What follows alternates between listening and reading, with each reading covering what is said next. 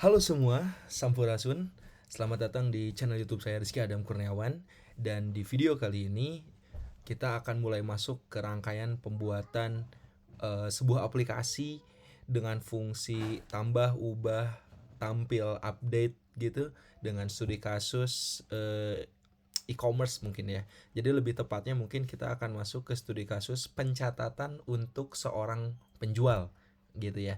Nah, kurang lebih seperti itu. Nah, untuk studi kasusnya kita akan coba UMKM jamu gitu ya, yang kurang lebih produknya adalah eh, UMKM Sue Ora Jamu gitu ya, Sue Ora Jamu. Nah, kurang lebih aplikasi yang akan dibuat bentuk akhirnya itu seperti ini ya. Jadi kita coba dulu demo dari aplikasinya. Setidaknya aplikasinya memiliki 3 buah menu gitu. Ada transaksi, ada barang, sama ada informasi gitu ya. Ini informasi dari pembuat aplikasinya, bisa jadi diganti menjadi nama dan email Anda gitu kan ya. Nah, bagaimana cara kerjanya? Cara kerjanya adalah CRUD. Yang pertama kita harus masukin dulu daftar barangnya atau daftar produknya gitu ya.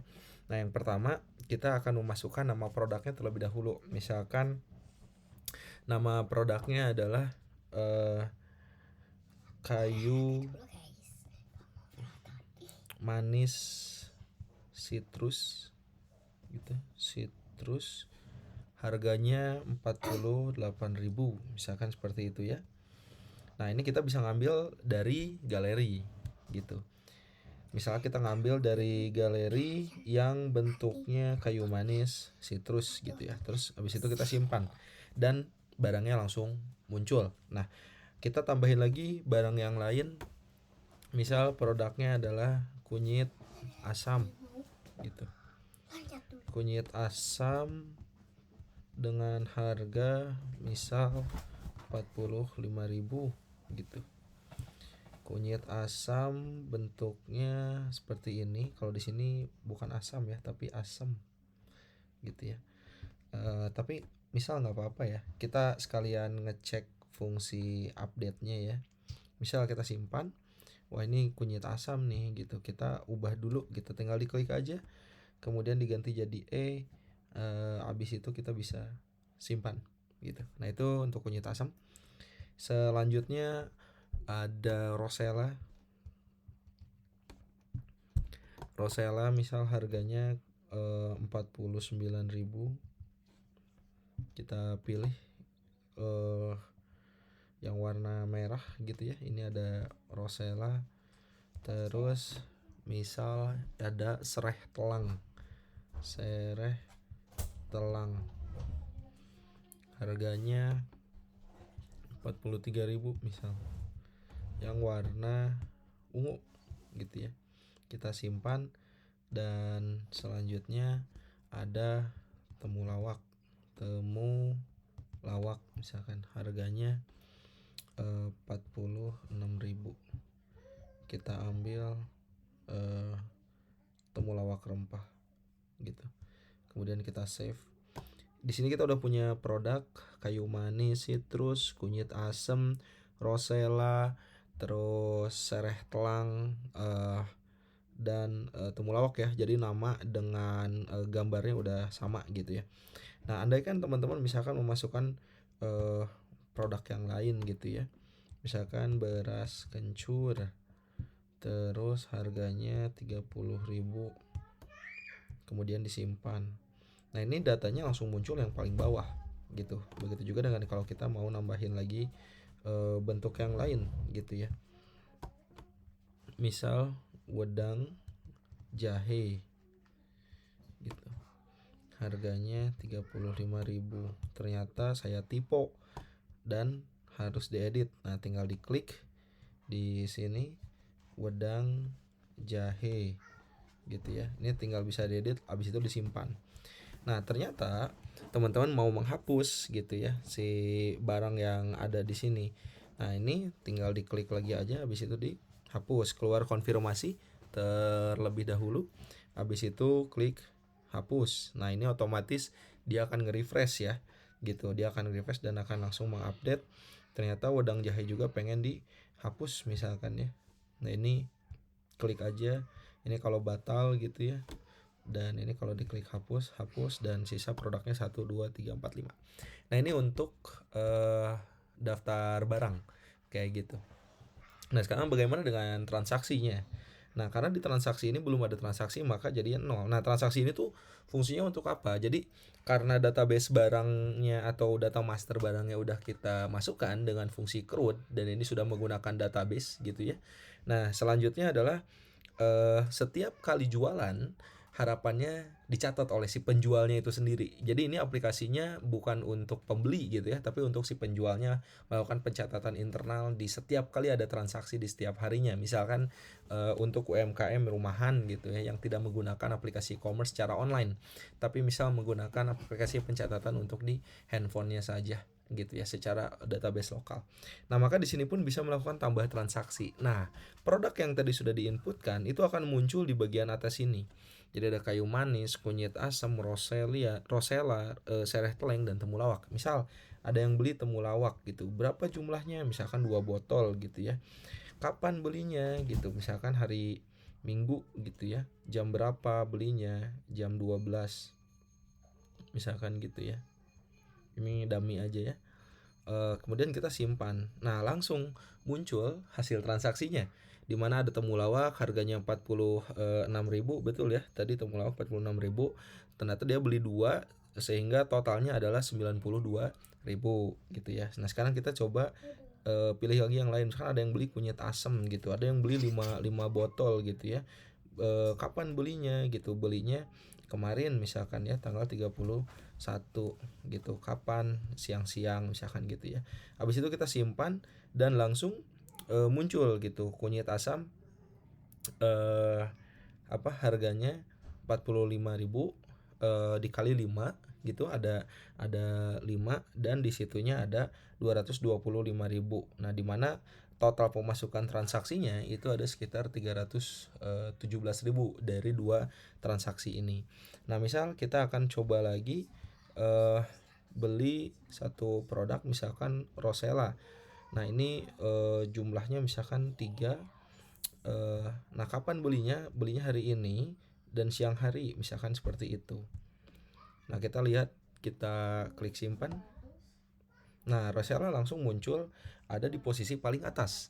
Kenapa? Karena secara urutan tampil database ini saya sudah coba menampilkan transaksi yang paling terupdate itu akan stay di paling atas, dan transaksi yang paling lama itu ada di paling bawah gitu. Jadi kalau teman-teman lihat dari history jamnya yang ada di sini, itu yang terbaru adalah yang 13.53 gitu kan, dengan yang Rosella tadi seperti itu ya.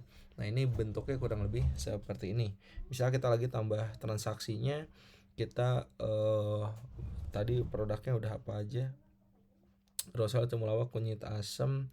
Misal kita mau sereh telang, jumlahnya belinya 1 aja gitu ya. Kapan? Nah, belinya hari ini juga, yang paling update juga yaitu 13.54. Kita simpan, jelas dia akan muncul ke posisi paling atas gitu, seperti ini. Jadi betul-betul di sini bedanya cuman 13.45, 13.53, ini tengah malam, ini paginya kayak gitu. Di sini pun rekan-rekan bisa melakukan perubahan. Misal, oh ya kemarin tuh salah nih, kunyit asamnya kayaknya nggak beli 5 deh, tapi belinya 2 misalkan gitu ya. Nah, kemudian tinggal disimpan sehingga kunyit asamnya berubah menjadi 2, dan secara kalkulasi pun berubah jadi 90.000. Total pemasukannya pun ikut berubah ya, kurang lebih seperti itu. Atau misal itu untuk ubah data gitu ya, itu untuk ubah data. Terus sereh teleng juga, misalkan oh sereh teleng kemarin ada yang belinya 6 gitu ya, kemudian disimpan posisinya 6, totalnya juga langsung berubah gitu, dan total akhirnya pun berubah jadi 587.000 gitu. Nah, misalkan kita mau menghapus juga nih transaksinya gitu, misalkan ada yang salah input gitu ya, seperti ini, simpan, dan transaksi paling baru itu adalah ini ya, kunyit asam jumlahnya 36. Waduh, ini salah input misalkan gitu ya. Nah, maka di sini teman-teman tinggal klik aja yang salah inputnya tadi, kemudian tinggal di klik hapus, habis itu bisa batal, bisa juga langsung di hapus ya. Nah udah dihapus, kemudian total transaksinya awalnya 2 juta langsung berkurang jadi 587.000 gitu ya. Nah jadi kurang lebih ini adalah project yang kurang lebih menggunakan dua tabel di dalam ya setidaknya dua tabel, ada tabel barang, ada tabel transaksi, di mana nanti di bagian transaksinya terdapat join antar dua tabel gitu ya, sehingga nanti dari hasil joinnya ini dia bisa melakukan masing-masing CRUD, barang bisa melakukan CRUD, transaksi juga bisa melakukan CRUD. Namun di dalam transaksi tersebut kita bisa mengambil setiap ID barang atau ID produk yang kemudian menjadi acuan dari data utama atau data masternya si barang gitu ya, sehingga untuk transaksi jumlah berapa yang dibeli dan tanggal berapanya tinggal kita inputkan di transaksi, sehingga kita bisa mendapatkan total bayar atau total pemasukan lah di saat barang tersebut sudah diterima gitu ya. Sekali lagi ini adalah aplikasi pencatatan lokal ya yang memiliki fungsi untuk melakukan CRUD data barang dan melakukan CRUD data transaksi berdasarkan data barangnya. Nah, bagaimana cara membuatnya? Setidaknya ini akan menjadi rangkaian video ya yang akan coba dibuat beberapa bagian setelah video kali ini. Teknologi yang ada di dalamnya itu kurang lebih kita menggunakan beberapa teknologi seperti ini gitu.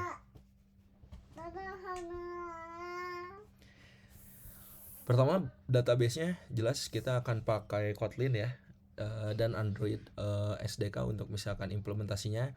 Arsitekturnya kita akan menggunakan MVVM, model view model, kemudian dependency injection-nya kita pakai Hilt Dagger gitu. Ini untuk menyuntikkan dependensi secara otomatis. Tadi arsitekturnya untuk memisahkan logika data, UI dan logika bisnisnya kita pakai MVVM. Database-nya database lokal ROM gitu ya. Ini fungsi utamanya sebagai ORM Android untuk SQLite, mempermudah akses dari database-nya, dan nanti di dalam ROM tersebut teman-teman akan dipecah lagi ya menjadi beberapa package folder, di mana nanti kita akan pakai konsep entity, DAO, relation dan embedded. Nah, karena kita kan menggunakan dua tabel lebih ya, jadinya lebih dari satu tabel gitu, sehingga relation ini sangat penting untuk diimplementasikan.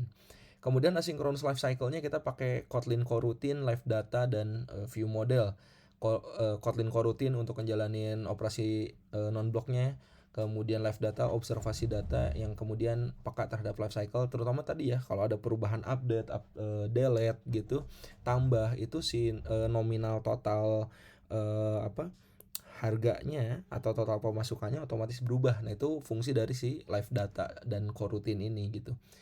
Kemudian view model jelas ini untuk menampilkan menyimpan data UI dan logika bisnisnya, serta UI bindingnya kita menggunakan view binding ya, langsung tanpa menggunakan find view by ID. Nah ini beberapa teknologi yang kita gunakan di bagian logic coding ya di depan, dan di belakangnya secara UI kita akan pakai recycle view dan list adapter, kemudian alert dialog toast kita pakai, kemudian dari sisi navigasinya kita pakainya fragment manager gitu ya, serta fragment biasa, artinya kita tidak menggunakan navigation component atau navgraph gitu ya, dan tidak juga menggunakan Jetpack Compose, kita pure pakainya XML biasa. Kemudian karena tadi kita mengambil gambar produk gitu ya dari galeri, sehingga kita akan pakai library namanya Glide, provider file dan activity result contract, dan kita pakainya galeri ya, tidak yang pakai kamera gitu. Tentunya nanti di database agar datanya bisa saling mengalir gitu ya antar satu kelas ke kelas yang lain, kita akan pakai Parcelize. Kemudian untuk tanggal tadi kita pakai date picker dialog dan date time picker util, serta UI-nya kita pakai satu komponen yang ada di material design yaitu card view gitu ya. Nah, sehingga dari berbagai teknologi yang kita gunakan untuk bisa mengimplementasikan fungsi CRUD dari fitur manajemen barang dan manajemen transaksi, ada aliran data yang kemudian mengalir ya di dalam aplikasinya gitu ya. Nah, jadi aliran datanya adalah seperti ini gitu ya. Jadi jelas di sini gitu. Rekan-rekan bisa melihat nanti kita akan membuat UI dalam bentuk main activity dan di atasnya ada fragment. Setidaknya kita akan membuat 4 jenis fragment ya. Barang fragment, barang form fragment untuk melakukan penginputan dan pengeditan barang, transaksi fragment untuk ngedisplay transaksinya, dan transaksi form fragment ini untuk melakukan tambah dan edit saja ya untuk transaksi from fragment ya. Nah tentunya nanti akan ada satu fragment lagi yaitu untuk info developer. Kemudian di bagian pengiriman live datanya ada 2 view model yang akan kita buat, ada barang view model serta inventory dari view model. Dilanjutkan nanti di versi function call-nya di bagian repository itu ada inventory repository gitu. Nanti di sini ada kumpulan metode, dan nanti di dalam datanya kita akan nembak database dengan database ROM di mana kita akan membuat 2 jenis DAO gitu. Ada barang DAO, ada transaksi DAO gitu. Kemudian nanti modelnya pun ada 2 ya, model barang dan model transaksi. Dan tentunya nanti kita akan bikin model yang bentuknya adalah hasil relasi antar 2 tabel ya di dalam database. Nah, jadi kurang lebih ini aliran data yang akan kita gunakan antar kelasnya ya secara inti gitu ya. Nah selebihnya di video yang akan kita buat kali ini gitu ya, kita akan mulai dulu tentunya dengan pengimplementasian Gradle dan pembuatan dari struktur projectnya ya, menggunakan teknologi-teknologi yang tadi sudah saya sempat jelaskan. Nah itu kurang lebih yang akan menjadi video selanjutnya setelah penjelasan pengenalan mengenai project di video pertama kali ini gitu. So tetap berlanjut gitu ke video selanjutnya, karena di project kali ini kita akan membuat sebuah aplikasi pencatatan lokal untuk transaksi UMKM. Nama produknya ini izin saya mengambil salah satu produk image ya dari Suweora Jamu gitu ya, sebuah UMKM lokal di Indonesia yang sangat luar biasa yang menjual jamu. Saya mengambil aset untuk image-nya dari sana dan untuk dijadikan studi kasus pencatatan di project kali ini gitu, dengan fungsi CRUD barang dan CRUD dari transaksinya gitu. Oke, itu saja untuk video kali ini. Kita lanjut ke video selanjutnya. Hatur nuhun.